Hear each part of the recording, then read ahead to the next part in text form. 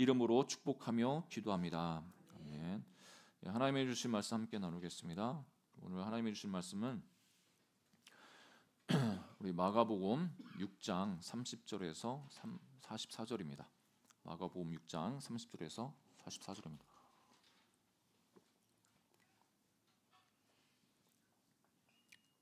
마가복음 6장 30절에서 44절입니다. 우리 함께 교독하겠습니다. 사도들이 예수께 모여 자기들이 행한 것과 가르친 것을 낱낱이 고하니 이르시되 너희는 따로 한적한 곳에 가서 잠깐 쉬어라 하시니 오고 가는 사람이 많아 음식 먹을 겨를도 없음이라. 이에 배를 타고 따로 한적한 곳에 갈새 그들이 가는 것을 보고 많은 사람이 그들인 줄 안지라. 모든 고을로부터 도보로 그곳에 달려와 그들보다 먼저 갔더라. 예수께서 나오사 큰 무리를 보시고 그 목자 없는 양 같음으로 인하여 불쌍히 여기사 이에 여러 가지로 가르치시더라.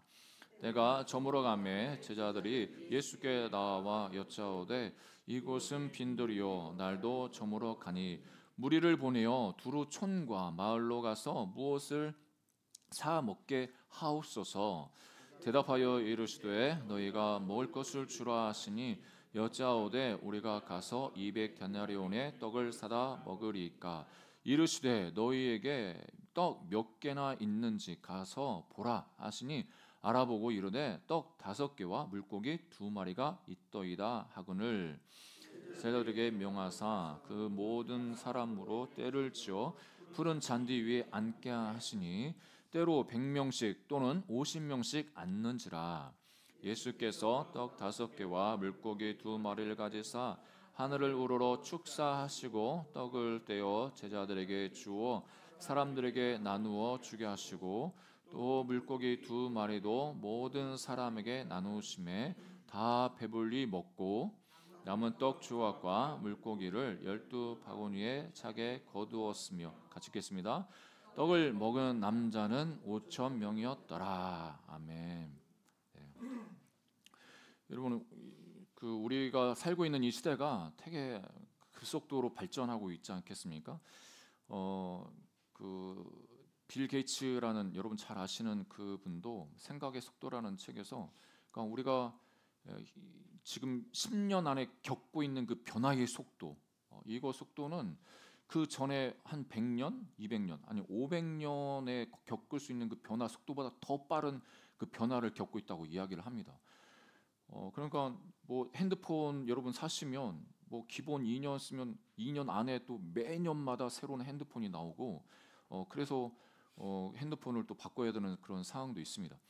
이번에 갤럭시인가요? 그래서 그 이슈가 됐는데 AI 그 폰이라고 해가지고 그 휴대폰이 있으면 여러분들이 지금 한국에 있지만 혹시라도 외국에 여행 가시고 그럴 때 그거 들고 가면은 다 말이 통합니다. 그러니까 번역을 이렇게 통역을 해준다고 합니다. 지금도 여러분 핸드폰에 번역 기능이 있습니다. 여러분들이 한국말로 하면 앞에 있는 사람이 아랍 사람이면 그 아랍어로 번역해서 그 사람한테 이야기를 해줍니다. 여러분 영어 못해도 여러분 걱정하지 마십시오. 거기다 말하면 영어 거기 핸드폰에서 번역하고 통역해가지고 그 사람한테 알려주고 그 사람이 영어로 말하면 이 핸드폰이 그것을 감지해가지고 한국말로 우리한테 알려줍니다. 그러니까 이 AI 폰이라는 것이 이제 나왔는데 여러분 잘 아시는 것처럼 또 챗 GPT라고 해가지고 한창 이제 유행이었고 지금도 계속 개발되고 있고 업그레이드가 되고 있습니다. 제가 어떤 그 사이트를 보니까 여러분 AI 시대라고 지금 이야기를 하지 않습니까? 온갖 AI가 다 이제 나오고 있는데 이 종교계 영역에서도 참 재밌는 AI가 나오고 있습니다. 스님 AI도 있습니다. 스님한테 인생이 무엇입니까? 이 세상이 왜 고통스럽습니까? 이렇게 물어보면 그 스님 AI가 그 불교에 있는 그 불경에 있는 그 모든 자료들을 종합해 가지고 거기에 대한 답을 줍니다. 근데 요즘에 이 스님 AI만 있는 줄 아십니까, 여러분? 주님 AI도 있습니다, 여러분. 주님 AI도 나왔습니다. 여러분 사이트 예배 끝나시고 찾아보시면 주님 AI 네이버에 치시면 주님 AI가 딱 나오는데 저도 관심 있어서 한번 봤더니 주님 AI, 그러니까 하나님과 대화하고 싶은 사람들이 주님 AI를 켜고 자기 고민을 이야기를 하는 겁니다. 그러면 그 고민을 이야기하면 여기 지금까지 기독교계에서 했던 설교라든지 상담이라든지 그 모든 것들을 종합해가지고 그 사람한테 맞는 답을 줍니다. 그래서 어떤 질문을 사람들이 하나 한번 봤더니 용서할 수 없는 사람이 있어서 고민입니다. 그에 대한 답을 주세요. 그러면 그거에 대한 답을 쭉 줍니다. 그 답이 처음부터 바로 당신 용서해야 돼 이렇게 하는 게 아니라 너무 마음이 아프시죠. 먼저 공감을 하면서 그거에 그 공감과 함께 더 나가서 그 사람에게 필요한 말씀 그리고 그 사람이 그 말씀을 기억할 수 있도록 말씀 카드까지 만들어 가지고 정기적으로 핸드폰을 통해서 볼 수 있도록 그렇게도 제공합니다. 그리고 어떤 분이 이제 거기에 나온 질문 항목 쭉 봤더니 이런 질문들을 많이 하시더라고요. 회사 일이 어렵고 힘듭니다. 그리고 인생을 어떻게 살아야 될지 모르겠습니다. 종말은 언제 오나요? 군대에 언제 갈지 고민입니다. 우울증이 심해서 잠이 안 옵니다. 주님, 영끌한 집값이 떨어져 마음이 너무 힘듭니다. 가양동 집값의 미래는 어떻게 되는 걸까요? 하나님, 탕수육은 부먹인가요? 찐먹인가요? 서로 배려하라는 박쥐 같은 대답을 하지 말아주세요. 그리고 성소수자는 구원받을 수 있나요? 제 남편과 헤어지고 싶어요. 인공지능도 예수가 될 수 있나요? 참 되게 재미있는 질문을 넣었더라고요. 어떤 분이. 그래서 인공지능도 예수가 될 수 있나요? 이 질문을 한번 파악해 봤더니 거기 AI가 뭐라고 대답한지 아십니까? 이 기계는 인간의 지혜로 기술로 만들어진 거지 예수님의 그 신성한 본질과 지혜를 대체할 수는 없습니다. AI가 이 예수님을 대신할 수 없습니다. 이렇게 스스로 결론을 내려가지고 답을 줍니다. 여러분, 우리가 이런 시대에 살고 있습니다. 독일 같은 경우에는 카톨릭도 그렇죠. 이 고해성사를 받아주는 AI가 등장해서 이제 고해성사를 이제 신부님이 안 받으시고 AI 로봇가 고해성사를 받고 제 용삼을 선포해주고 그리고 어떤 교회에서는 독일에 있는 어떤 교회에서는 그 AI 로봇에 지금까지 있었던 수많은 설교들을 다 집어넣어가지고 어떤 주제를 주면 그날 그 주제에 맞는 설교를 합니다. 너무 탁월한 설교를 하겠죠. 그런데도 그 모든 것은 하나님을 대신할 수 없고 예수님을 대신할 수 없다고 스스로 답을 주고 있습니다. 이런 사이트에 회원을 가입해야 이제 이 사이트 정보를 제공을 받는데 몇 명이나 이 사이트에 등록을 해서 이용하고 있나 봤더니 제가 어제 확인한 바로는 30만 명 정도. 그러니까 예수님을 믿는 분들도 있고 안 믿는 사람도 있겠죠. 그러니까 모든 사람들이 하나님께 뭔가 궁금한 게 많은 거죠. 교회 와서 목사한테 대놓고 물어볼 수는 없고 그래서 이 AI는 뭐라고 답을 주나 궁금해서 이제 그렇게 질문을 할 수도 있을 거고 무엇보다도 저는 이 사이트를 보면서 지금도 여전히 하나님을 찾는 사람들이 있구나 이렇게 간절하게 교회에는 나오지 않겠지만 나오는 사람들 있지만 그래도 대부분 이 온라인을 이용하는 사람들은 30, 40대 이 젊은층들 교회를 떠나고 오지 않는다고 그런 분들이 많이 이용하겠구나 싶었습니다. 그러니까 하나님을 찾는 예수님을 찾는 이 세대가 지금 여전히 존재하고 있고 그분들에게 예수님이 어떤 분인지 예수님께서는 자기 자신을 보여주길 원하십니다. 오늘 말씀은 오병이어 말씀은 너무나 우리가 잘 아는 말씀 아닙니까? 예수님 믿고 오병이어 이 기적을 모르는 사람 아무도 없습니다. 사복음서에 유일하게 이 기록이 되어 있는 기적이 바로 오병이어 기적입니다. 오병이어 기적은 사복음서에 다 기록이 되어 있죠. 이 오병이어를 통해서 예수님께서 우리에게 자기 자신을 우리에게 계시해 주시는데 어떤 하나님으로 예수님으로 우리를 보여주시는지 오늘 잠깐 말씀을 살피면서 은혜를 받고자 합니다.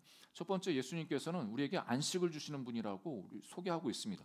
여기 30절부터 보니까 사도들이 예수께 모여 자기들이 행한 것과 가르친 것을 낱낱이 고하니 이르시되 너희는 따로 한적한 곳에 가서 잠깐 쉬어라 하시니 이는 오고 가는 사람이 많아 음식 먹을 겨를도 없음이라. 그래서 32절에 이에 배를 타고 따로 한적한 곳에 갈새. 예수님께서 이 오병이어 이 기적을 일으키시기 전에 어떤 사건이 있었냐면 여기 6장 초반에 보면 예수님께서 자기 고향에 가셨는데 환대를 받지 못합니다. 그래서 선지자는 자기 고향에서 환영받지 못한다고. 그래서 그곳에서는 예수님이 그 동네에서 오랫동안 살아셨기 때문에 이 목수의 마리아의 아들, 이 목수의 아들 아니냐? 그 형제들이 우리랑 같이 있다. 그 예수님 자체를 믿지 않으니까 하나님이 예수님께서 어떤 기적도 행하실 수가 없습니다. 간간하게 그런 기적도 행하셨지만 다른 지역에서 행하셨던 그런 기적을 베풀지 않습니다. 그러면서 예수님께서 제자들을 둘씩 묶어서 전도 여행을 보냅니다. 그게 이제 6장 7절 말씀인데 12 제자를 부르사 둘씩 보내시며 더러운 귀신을 제어하는 권능을 주시고 전도 여행을 보내서 너희들이 여행 통해서 주의 복음을 증거하라. 그래서 12절 13절에 보니까 제자들이 나가서 회개하라 전파하고 많은 귀신을 쫓아내며 많은 병자에게 기름을 발라 고치더라. 예수님께서 자신이 가지고 있는 그 권능을 제자들에게 부여해 주셔서 그 귀신 쫓는 권능을 가지고 이 제자들이 전도 여행에서 주의 복음을 증거하고 천국이 가까웠다고 선포하고 귀신도 쫓고 많은 병자들을 일으켜 세웠습니다. 제자들 입장에서 얼마나 흥분되겠습니까? 이게 여러분 정말 흥분되지 않겠습니까? 많은 사람들에게 쓰임 받고 또 하나님 나라 확장을 위해서 내가 쓰임 받았다. 이것도 너무 감사하고 또 나를 통해서 막 귀신이 나가고 병자가 막 일어나고 너무나 흥분될 겁니다. 그런 흥분되어 있고 어떻게 보면 참 되게 부풀어 있는 이 제자들에게 예수님께서 그 사역 보고를 받으시는 거죠.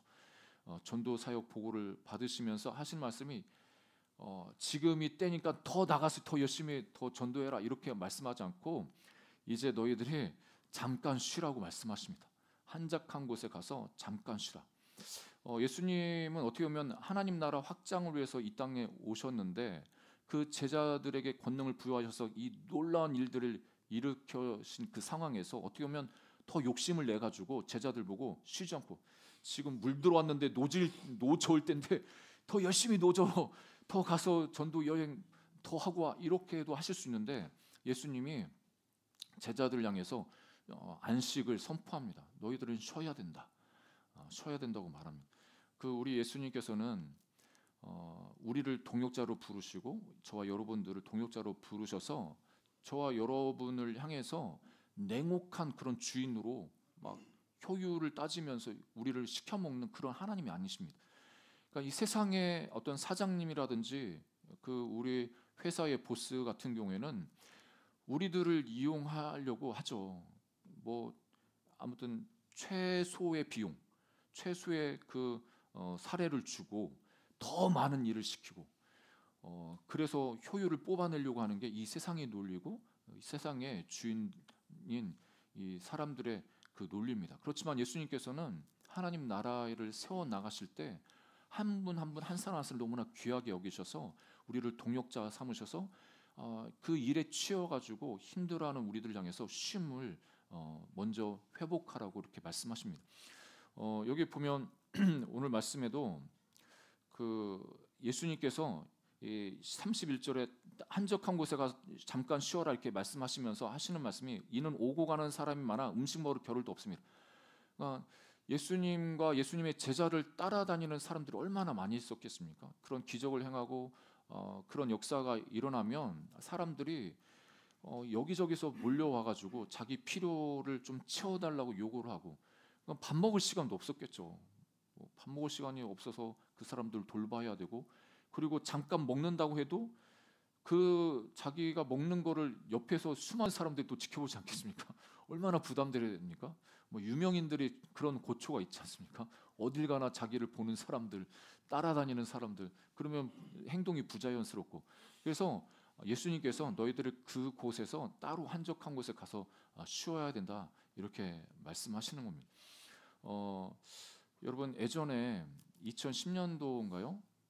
원래 책은 2010년도에 쓰여졌는데 독일에서 2013년 정도에 우리 한국에서 이제 번역이 된 것 같습니다. 그 한병철이라는 제독 철학자가 있는데 피로 사회라는 그 책이 있었습니다. 뭐 피로 사회, 말 들으면 이 시대가 피로 사회다 이렇게 유추하실 텐데 이 책 내용 자체는 그게 아니고 우리 사회를 좀 이렇게 관찰해 봤더니 과거에 중세나 근세 이런 때는 규율 사회에 우리가 살고 있었다는 겁니다. 그러니까 뭘 해야 된다, 하면 안 된다 이런 규율을 정해서 그거 하면 칭찬받고 하지 않으면 이제 뭐라고 이렇게 쪼임을 받는. 그래서 뭔가를 해야 되는 그런 스트레스가 있었는데 지금 사회는 이 규율 사회라기보다는 성과 사회에 우리가 살고 있다고 이렇게 진단을 합니다. 그러니까 이 시대는 성과 사회가 되어서 너는 할 수 있어. 그 목표를 정해놓고 너는 할 수 있어. 그래서 옆에서 동기부여하고 좋은 성과를 낼 수 있도록 그렇게 격려하고 계속 할 수 있다고 그렇게 이야기를 하는데 그런데 우리가 그 말을 듣고 도전을 받고 열심히 하지만 인간의 한계가 있지 않습니까?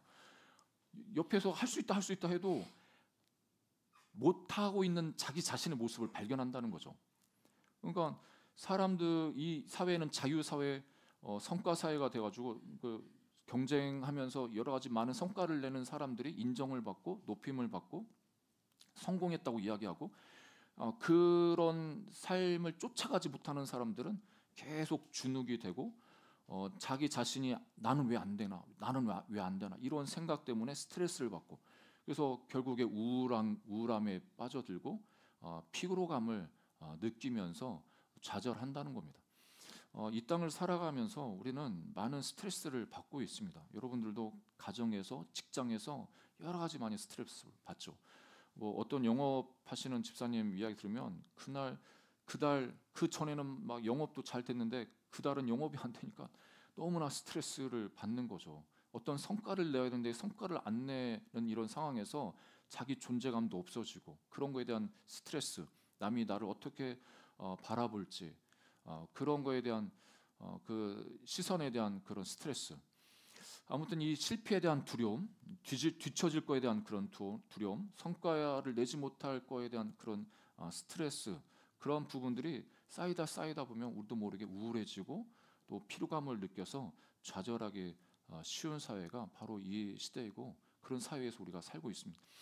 그런데 이런 사회에서 어디에서도 그래서 그런 스트레스가 있기 때문에 쉬려고 하죠. 그래서 휴가도 가고 해외여행도 가고 근데 그런 여행을 갔다 오면 더 힘들어가지고 몸은 더 피곤해가지고 쉰 것 같지 않는 뭐 그래서 이제 뭐 호텔에서 호캉스 한다고 호텔에서 먹고 자고 그냥 거기서 푹 쉰다. 근데 육체적으로 쉬는 것도 진정한 우리 정서적인 마음의 쉼을 줄 수는 없습니다.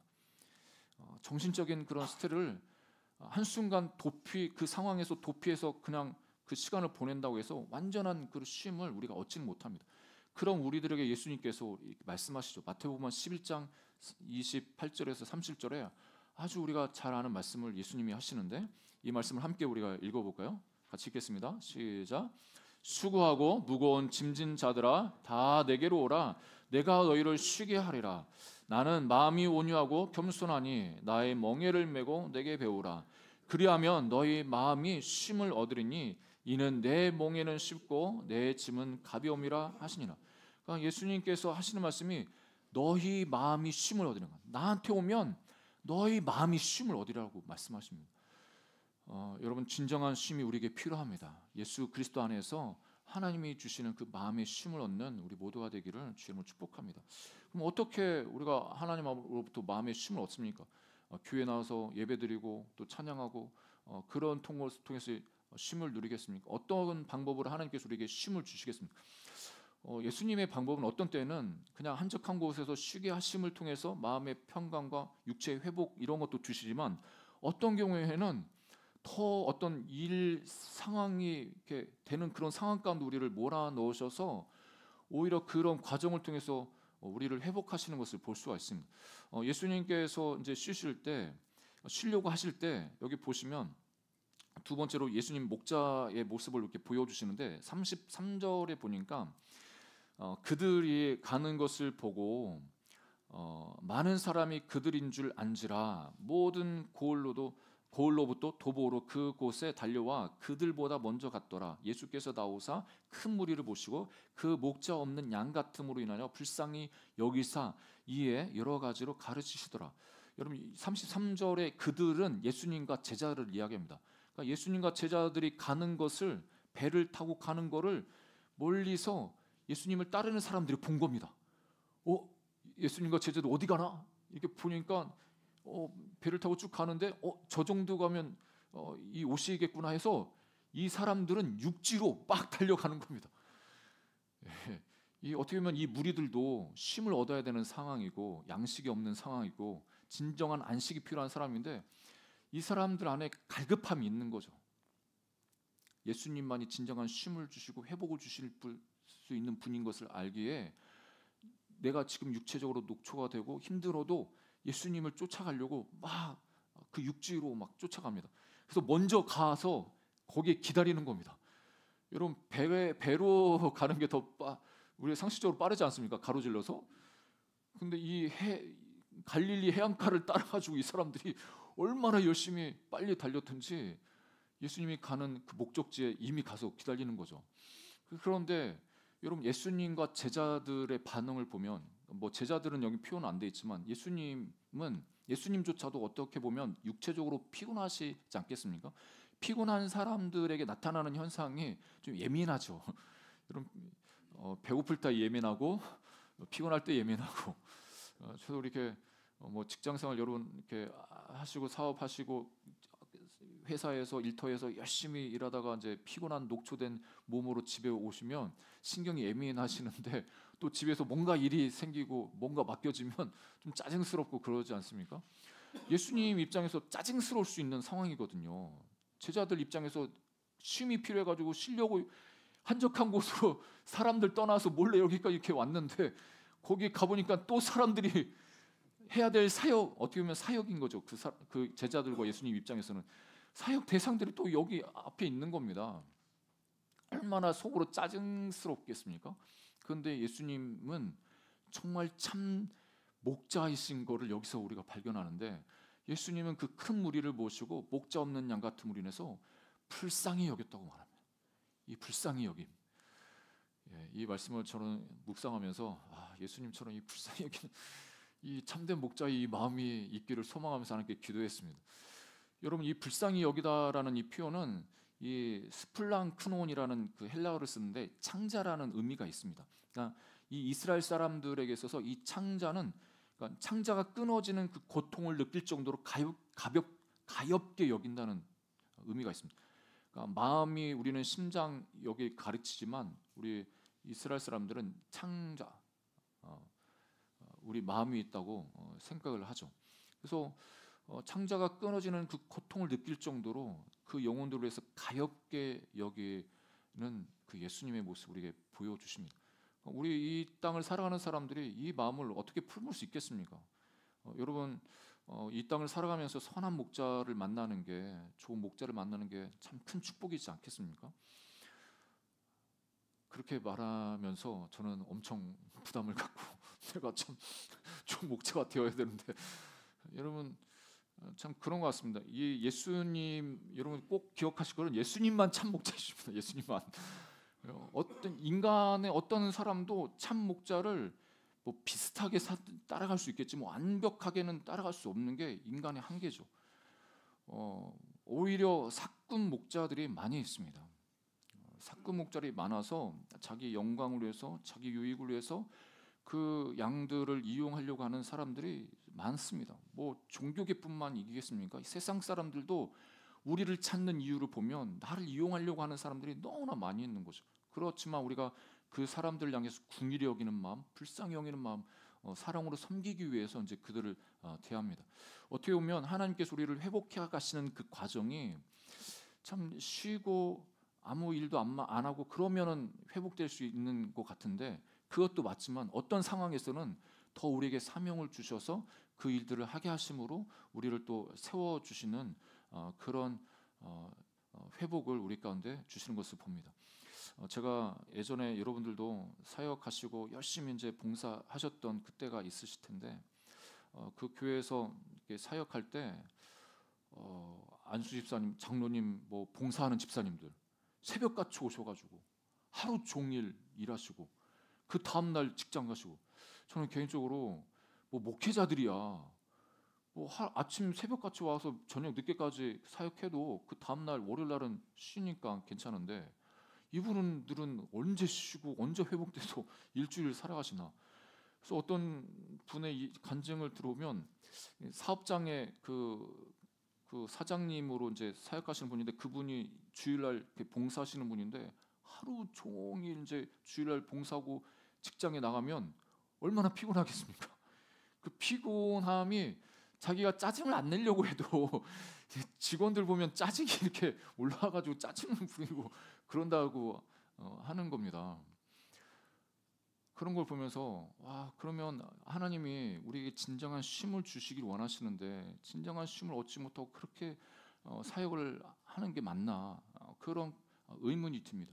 이런 경우에는 어느 정도는 그냥 오전 사역만 하든지 오후 사역만 하든지 일부분만 사역하고 집에서 가정에서 회복되어져서 일터로 나가는 것이 하나님 나라를 위해서도 하나님을 위해서도 지혜로운 방법입니다. 그런 진정한 쉼이, 지혜로운 쉼이 우리 모두 가운데 있기를 주님으로 축복합니다. 네. 그래서 예수님께서 이 무리들을 보시면서 너무 불쌍히 여겨가지고 여러 가지로 막 가르치시기 시작하죠. 그러니까 예수님께서 이 가르치시는 것이 그 영혼들을 회복하시기 위해서, 쉼을 얻게 하시기 위해서 가르치십니다. 특별히 하나님 우리를 회복하시는 그 방법 여러 가지 있지만, 예배를 통해서 우리 하나님 말씀을 깨닫게 하시고 그 말씀을 통해서 우리를 만나 주심을 통해서 우리를 회복해 가십니다. 그런 회복이 우리의 삶에 있기를 주님을 축복합니다. 그러니까 예수님께서 이 무리들을 가르치시면서 또 안식을 주시기 위해서 그렇게 수고를 하시는데, 세 번째 예수님께서 이 광야의 잔치를 베푸시는 그 배경이 됩니다. 이것이 그 35절이니까 이 때가 저물어 가매 제자들이 예수께 나와 여짜오되 이곳은 빈들여 날도 저물어 가니 무리를 보내어 두루 촌과 마을로 가서 무엇을 사 먹게 하옵소서.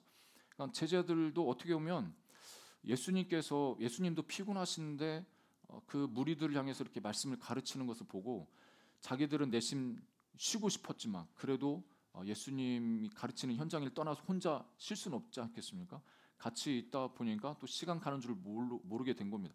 어느 또 보니까 해가 기울어지고 어두워지는 그런 상황에서 이 제자들은 아주 현실적인 그런 상황에 직면하면서 이걸 어떻게 해야 되나 고민을 하죠. 그게 바로 이 수많은 사람들, 이 저녁 때가 되면은 이 사람들 먹일 수가 없는 상황인데 그럼 어떻게 하냐? 빨리 사람들 흩어보내가지고 집으로 가든지 주변에 가서 저녁이라도 먹게 해야 되지 않나, 그런 생각을 하는 거죠. 그래서 예수님께 그렇게 제안을 할 때 37절을 보니까 예수님께서 하시는 말씀이 이렇습니다. 대답하여 이르시되 너희가 먹을 것을 주라. 그러니까 참 예수님도 그러시고 하나님도 그렇고, 우리는 이 땅을 살아갈 때 제가 정말 현실적으로 생각하고 현실적인 어떤 해결책을 주기를 원해서 하나님께 그렇게 간구를 하는데, 하나님은 생뚱맞게 너희가 줘, 너희가. 제자들 입장에서 내가 뭐 가진 게 있으면 이게 무슨 양식을 배에다가 엄청나게 실어와가지고 그런 것도 아닌데, 예수님도 우리에게 있는 게 아무것도 없는 걸 뻔히 아실 텐데 왜 이렇게 말씀하시나. 제자들도 좀 짜증나지 않았겠습니까? 이게 무슨 상황이야. 그렇지만 예수님께서는 너희가 먹을 것을 주라고 합니다. 그랬더니 오늘 여기에는 이름은 안 나와 있지만 요한복음 6장에는 빌립이 이렇게 이야기해요. 여짜오되 우리가 가서 200데나리온이나 떡을 사다가 먹으리까. 이 빌립은 아주 계산이 빠른 사람이죠. 이 모아는 사람들을 먹으려면 최소 200데나리온 이상이 되겠다. 이 데나리온이라는 단어가 이 단위가 이 로마 화폐 단위지 않습니까? 그러니까 하루에 노동자가 일한 품삯이 한 데나리온인데, 그러니까 200일 동안 일해서 번 그 돈으로 이 사람들 먹여야 그나마 먹일 수 있다. 이렇게 계산이 빨리 되는 겁니다. 그럴 때 39절에 보니까 제자들에게 명하사 그 모든 사람으로 때를 지어 푸른 잔디 위에 앉게 하시니, 예수님께서 여기서 푸른 잔디 위에 앉게 하신다 이 표현은 어떻게 보면 시편 23편 말씀을 이렇게 좀 상상하게 하는 말씀이지 않습니까? 여호와는 나의 목자신 내가 부족함이 없으리로다. 그가 나를 푸른 풀밭에 누이시고 푸른 풀밭에 누이시는 그 참 목자이신 그 예수님의 모습을 보여주시는데 여기서 푸른 잔디 위에 앉게 하신다는 앉게 한다는 이 표현은 이 잔치 자리에 기대어 눕는 그 단어를 쓰고 있습니다. 이스라엘 상황에서 잔치집에 가거나 초대받아서 가면 이게 비스듬하게 이렇게 누워서 식사를 하지 않습니까? 잔치집에 가면 그렇게 비스듬하게 누워서 있으면 이렇게 그 잔치상을 이렇게 꺼내 와서 이렇게 먹을 수 있도록 합니다. 예수님께서 이 광야 아무것도 없는 그 광야에 어떻게 보면 잔치를 베풀어 주셨다는 것을 베풀어 주시고 있다는 것을 이렇게 표현하고 마가는 표현하고 있는 것입니다. 그래서 따로 40절에 보니까 따로 100명씩 또는 50명씩 앉히라 이렇게 하시고 이 떡 5개와 물고기 2마리를 가져온 그것을 가지고 하늘을 우러서 축사하시고 떡을 떼어서 제자들에게 주시고 또 나누어서 주게 하시고 또 물고기 2마리와 모든 사람에게 나누어 주시다고 말합니다. 이 떡 5개, 물고기 2마리 여기에서는 누가 가져왔는지 이야기는 하지 않지만 요한복음에 보니까 안드레가 어느 아이의 그 도시락을 가져온 거죠. 이 떡이라고 하면 여기서는 우리가 떡 5개 이렇게 표현하는데 이쪽 지역에서는 떡이라는 게 다른 게 아니라 이게 누른 빵을 이야기합니다. 이렇게 납작하게. 여러분 성지순례 가셔 분들은 알겠지만 이렇게 납작하게 한 그런 거 빵 먹지 않습니까? 그리고 이제 여기서 뭐 고기 물고기 이야기하는데 뭐 아무튼 그 갈릴리에 잡은 물고기 마른 거를 이제 이 아이가 먹으려고 가져왔겠죠. 이 제자 입장에서 현실적인 답을 원하는 이 제자들이지만 예수님께서는 너희들이 먹을 것을 줘 이렇게 말씀하실 때 이 제자들이 해야 될 그 액션은 뭐냐면 먹을 것을 주라고 그렇게 명령하신 그 명령에 대해서 못합니다. 이건 현실성이 없습니다. 이거 안 됩니다. 이렇게 하는 게 아니라 그럼 우리가 어떻게 하면 좋겠습니까? 예수님께 물어보면 그 명령하신 그 예수님께서 그 답을 가르쳐 주십니다. 우리가 신앙생활 할 때 어떤 기적을 경험하고 어떤 하나님의 살아계신 역사를 경험하는 그 시간을 보면 내가 문제를 가지고 그렇게 기도하다가 그 문제를 위해서 기도할 때 하나님이 생뚱맞은 그 마음에 감동을 주셔서 그 감동을 주신 그 말씀 명령을 하실 때 이건 안 됩니다. 이건 어떻게 합니까? 이렇게 이렇게 거부하기보다는 그러면 우리가 어떻게 하면 좋겠습니까? 이렇게 물어볼 때 하나님께서 방법을 가르쳐 주신다는 겁니다. 그래서 그 하나님께서 그 방법을 가르쳐 주실 때 이 안드레가 이 떡 5과 물고기 2마리를 가져왔고 그것을 예수님께서 축복 하나님께 감사 기도하면서 나누어 줬더니 결국에 모든 사람들이 다 배불리 먹고 떡 5개 물고기 2마리가 결국에 남은 떡 조각과 물고기가 12바구니나 이렇게 남았다고 가르쳐 주십니다. 그래서 5천 명이 먹었다고 말씀하시는데 뭐 남자만 5천 명이니까 그 아내와 아이들까지 왔다면 한 적어도 1만 명 이상은 그 자리에서 이게 풍성한 식사를 했다는 것을 볼 수가 있습니다. 여러분 이 오병이어 이 사건이 단순하게 하나님께서 이 사람들을 민망히 여기셔서 이 보리떡 5개 물고기 2마리로 이런 광야의 그 천국 잔치를 베풀어 주신 것 단순히 그런 의미가 그 이상이 있는데 그게 뭐냐면 여러분 이 사건이 있기 전에 어떤 사건이 있었냐면 여러분 마가복음을 읽어 보시면 중간에 이 마가는 어떤 것을 독특하게 표현을 하는데 생뚱맞은 사건을 집어넣습니다. 앞부분은 예수님이 제자들을 파송해가지고 전도여행 시켰는데 그리고 그 보고를 받은 부분이 오늘 본문인데 그 이어지기 전에 가운데에 무슨 사건을 두냐면 헤롯의 잔치를 집어넣습니다. 헤롯이 잔치를 베풀고 있는데 요한은 감옥에 갇혀져 있고 세례 요한은 그래서 그 생일 잔치에 흥이 나서 그렇게 있다가 결국에 이 요한을 참수해서 그 딸에게 이제 주지 않습니까? 그러니까 세상적으로 볼 때는 화려한 잔치, 그 잔칫날 너무나 동경하고 그 자리에 가고 싶을 정도로 화려한 그 잔치지만 그곳에서는 너무나 잔인하고 너무나 미움과 증오가 있는 그런 자리. 이 세상도 바로 그렇죠. 많은 사람들이 화려한 것을 따라가고 그것을 얻으려고 하지만 결국에 이 세상은 증오와 미움과 영원히 죽을 수밖에 없는 이런 세상, 이 상황이 우리 이 세상 살아가는 우리 세상입니다. 그렇지만 그 속에서 우리가 꿈꿔야 될 나라와 그 세상은 어떤 나라냐면 하나님이 가지고 있는 하나님 나라를 꿈꿔야 되는데 그 하나님의 나라는 다른 것이 아니라 이 광야에 어떻게 보면 식탁 뭐 그냥 아무것도 갖춰져 있는 그런 상황에서 보리떡 5개 물고기 2마리 얼마나 소박합니까? 그 그냥 도시락 일반 아이들이 먹는 그 도시락 너무나 소박하지만 그래도 그곳에 함께 나눔을 통해서 풍성한 함께 나눔을 풍성한 은혜를 같이 누리는 그런 장소가 바로 광야에서 이 잔치 자리였다는 것을 우리가 더 부각시켜 주고 있습니다.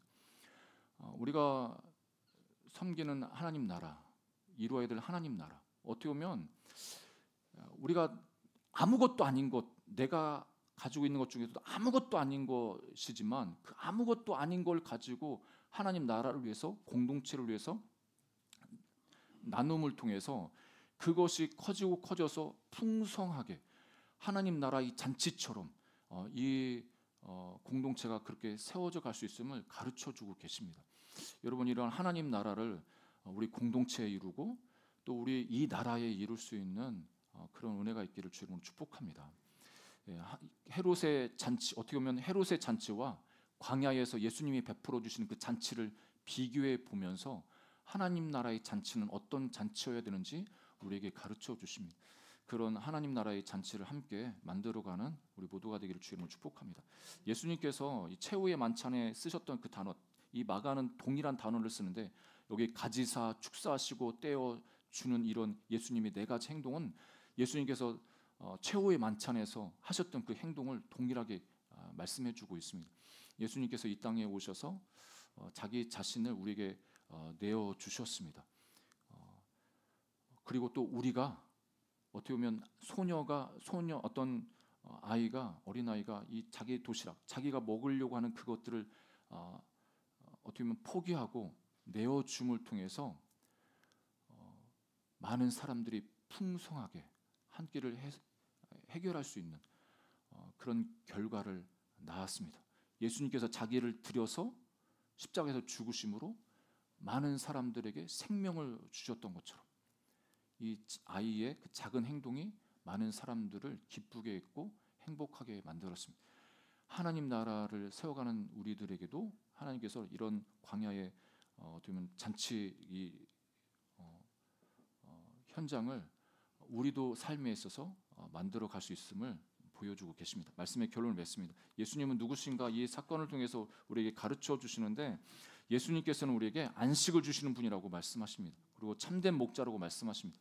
그리고 광야에 잔치를 베푸시는 분이고 더 나아가서 우리가 이 땅에서 광야 같은 이 땅에서 천국의 잔치를 누리길 원하시는 그리고 누릴 수 있다고 그렇게 말씀하시고 계십니다. 그 예수님의 그 모습을 우리가 기억하면서 이 땅에서 참된 어떻게 보면 참 안식은 하나님 품에 안겨야 참 안식이지만 그래도 예수 그리스도 안에서 이 땅에서 우리의 마음에 안식을 누리시기를 주 이름으로 축복합니다. 그리고 우리를 불쌍히 여기시는 그 예수님이 항상 동일하게 끝까지 책임지시고 인도하신다는 것을 기억하고 이 광야에서 믿음의 공동체 안에서 광야의 잔치를 함께 누리며 살아가는 우리 공동체가 되기를 주 이름으로 축복합니다.